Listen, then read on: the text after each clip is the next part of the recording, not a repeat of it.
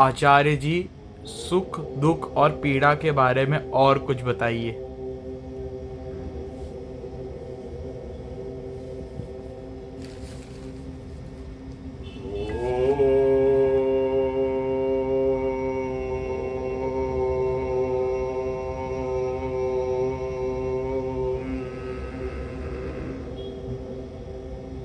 हरे कृष्णा।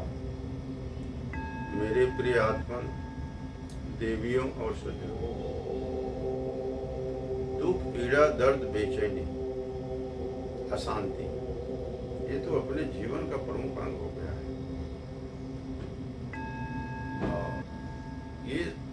ये सब का निदान तो भाई गीता में ही बोला गया है। कर्म योग, ध्यान होगा, उसके विषय में बातें होती रहेंगी। परंतु ऐसा समझे कि जब यह समझ में आ जाए कि इसका हमारे कर्म से, जो हम कर्म करते हैं, उसी पर तो सब होता है। और छोटी छोटी बातें हैं, उसको अगर हम समझ लें, जैसे कि डॉक्टर जो है ना, अभी कोई पेशेंट जाता है डॉक्टर के पास तो डायग्नोसिस कराता है, पैथोलॉजी लेबोरेटरी में सब चेक कराता है, समझ में आ जाता है ये सारी प्रॉब्लम। ऐसे ही बहुत सारे दुख के, बेचैनी के कारण हम अगर समझ लें तो काफ़ी हद तक हमको तो राहत मिलेगी।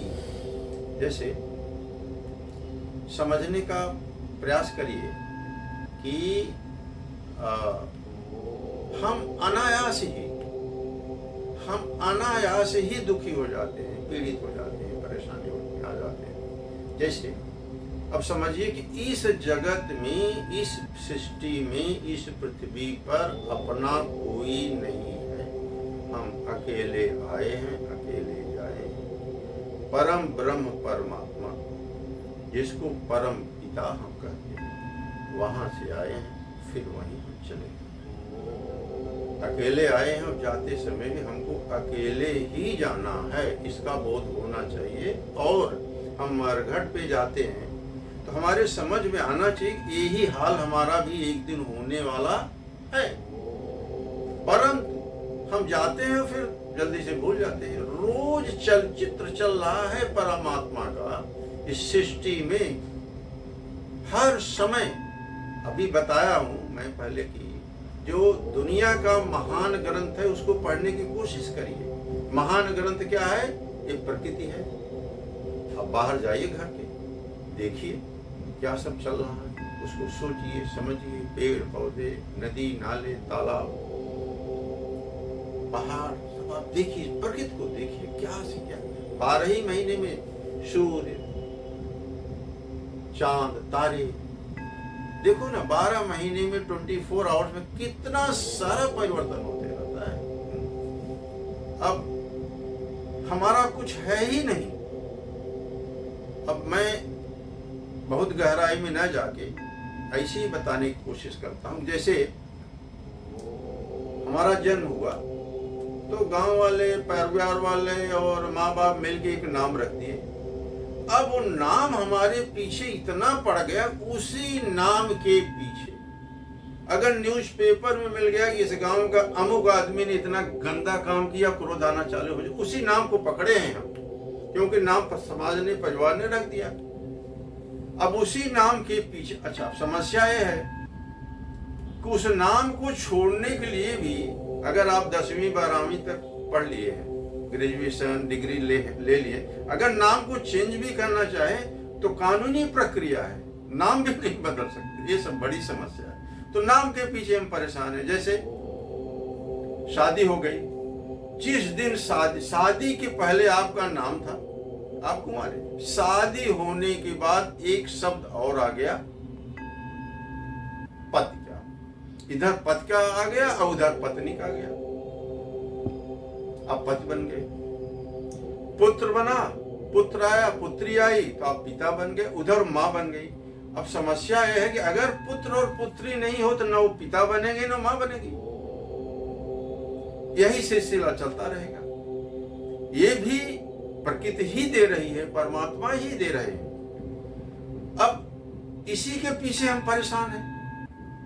दूसरे ने दिया है, दूसरा ले भी लेगा। अब मैं आपको एग्जांपल दूं, पत्नी है, अचानक झगड़े होते रहे। मैं एक दिन बताया भी था कि जब अपनत हो जाता है, मालकियत हो जाती है, तो दोनों के बीच में समस्या बढ़ना चालू हो जाती है। शादी हुई तो पति की मालकियत पत्नी पर हो गई, पत्नी की मालकियत पति पर हो गई, उनका अपना मालकियत आ गई, स्वामित्व आ गया।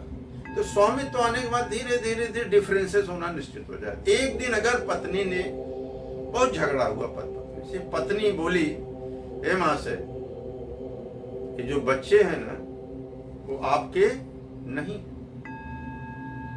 एक ही सेंटेंस, सच्चाई क्या है क्या नहीं है, ये सेंटेंस ऐसा होगा कि पति महादेव बड़े जज हों, बैरिस्टर हों, एडवोकेट हों, बहुत बड़े डॉक्टर हों, राइटर हों, अच्छे पद पर आसीन हों, मिनिस्टर हों, लेकिन मुझे ऐसा लगता है कि वो उनको संभालना बहुत कठिन है।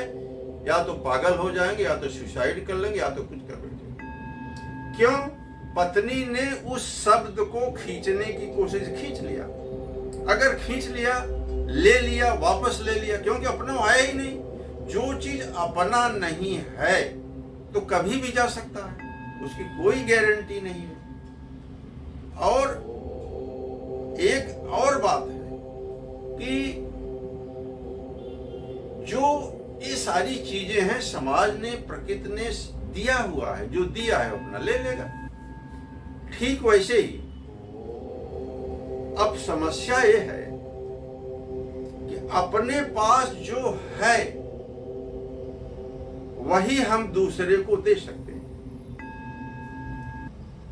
और रहस्य यह भी है कि जो अपने पास है वही दूसरा भी हमें दे सकता है। आप व्यवहार में आप देख लीजिए, एक गरीब आदमी लोन लेने जाए, उधारी मांगने जाए तो मिलना बहुत मुश्किल हो जाएगा, क्योंकि उसके पास भिखारी है, उसके पास कुछ है ही नहीं। और धनी आदमी, संपन्न आदमी मांगने जाए तुरंत मिल जाता है। तो कुल मिला, अगर प्यार हमारे पास है, हम प्यार बांट रहे हैं, तभी जो है वो प्यार मिलेगा, लेकिन वो अंदर होना चाहिए। अब जो हमारी प्रकृति है, हमारा स्वभाव है, वही जब मिलेगा तभी अपने को शांति और सुख मिलेगा। जैसे दुख अपना स्वभाव नहीं है, पीड़ा अपना स्वभाव नहीं है, ये बाहर से आया हुआ है। क्यों? कोई भी मानव अगर यह चाहे कि 24 आवर्स दुख में ही रहे, पीड़ा में ही रहे, समस्या में ही रहे, यह पॉसिबल नहीं है। लेकिन उसके उल्टे आनंद में, सुख में, मस्ती में हर समय रह सकता है।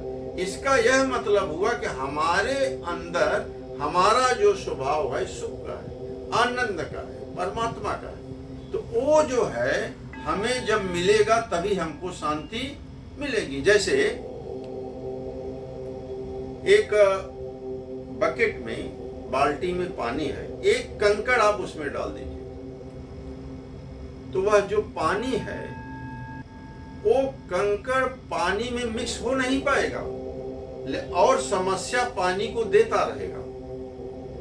ऐसे ही हमारे जीवन में जो पानी का स्वभाव, कंकड़ पानी मिल नहीं पाएगा, मिक्स नहीं हो पाएगा, तो दुख ही दुख देगा वो। ठीक वैसे ही हमारे शरीर, हमारा जो स्वभाव है, हमारी जो समझ, जो भी प्रकृति है, वह चीज हमको बाहर से आती है तो अपने शरीर में घुल मिल जाती है, प्राकृतिक हो जाती है, हम आनंदमय हो जाते हैं। अब आप ऐसा समझिए, जो अपने पास है, जो क्वालिटी है, यही चारों तरफ से आना स्टार्ट हो जाती है।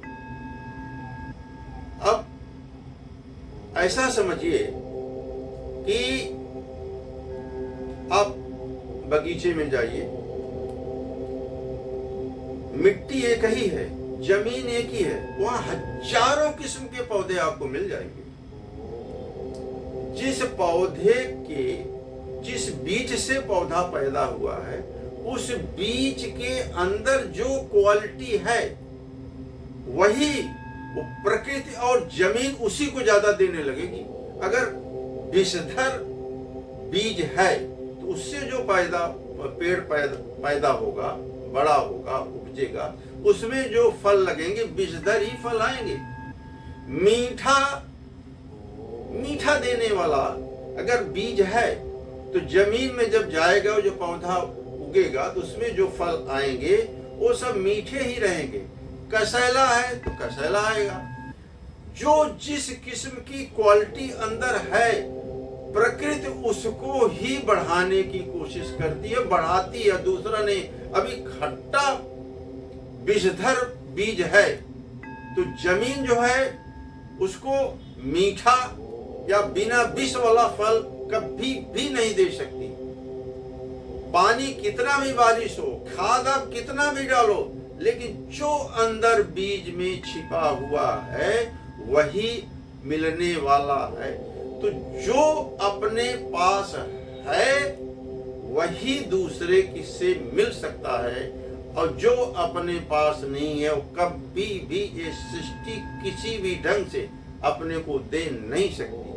अगर हमारे अंदर प्यार है तो प्यार आएगा, दुख है तो दुख आएगा, जो है पीड़ा है तो पीड़ा ही आने वाली है। अगर हम दूसरे के प्रति अच्छा सोचते हैं तो अपने प्रति वो सब अच्छा ही सोचेंगे। तो अब यही मैं विराम करता हूँ, बातें चलती रहेंगी।